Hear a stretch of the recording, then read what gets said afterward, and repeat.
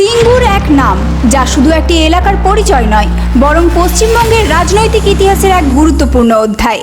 আজ রাজ্যের প্রথম বিজেপি সরকারের প্রথম পূর্ণাঙ্গ বাজেট পেশ হতে চলেছে, আর সেই বাজেটকে ঘিরেই নতুন করে আশার আলো দেখছেন সিঙ্গুরের মানুষ।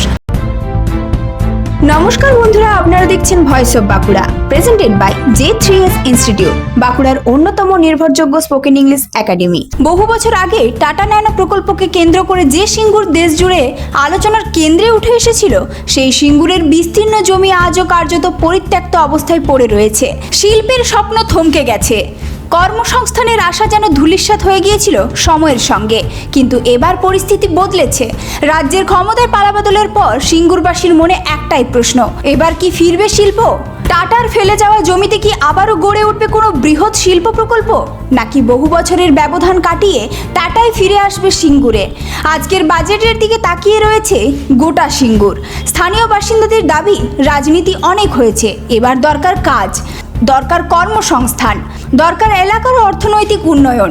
এক প্রবীণ সিঙ্গুরবাসীর কথায়, আমরা শুধু চাই শিল্প আসুক, আমাদের ছেলেমেয়েরা কাজ পাক, নতুন সরকার আমাদের এই আশা পূরণ করুক। শুধু প্রবীণরাই নয়, আশাবাদী যুব সমাজও।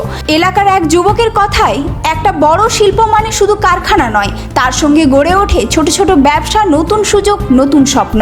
আমরা পুরোপুরিভাবে মানুষ যাতে রোজগার করতে পারে, শিল্প যেমন বাড়তে পারে, সামনের দিনে আমাদের লক্ষ্য হবে যে পশ্চিমবঙ্গকে একটা আধুনিক প্রোগ্রেসিভ অর্থনীতি কিরমভাবে তৈরি করা যায় সেটাই। গোটা এলাকার অর্থনীতি বদলে যেতে পারে। রাজনৈতিক পর্যবেক্ষকদের মতে সিঙ্গুর আন্দোলন পশ্চিমবঙ্গের রাজনীতির মোড় ঘুরিয়ে দিয়েছিল, আর আজ সেই সিঙ্গুর আবারও রাজ্যের রাজনৈতিক ও অর্থনৈতিক আলোচনার কেন্দ্রে।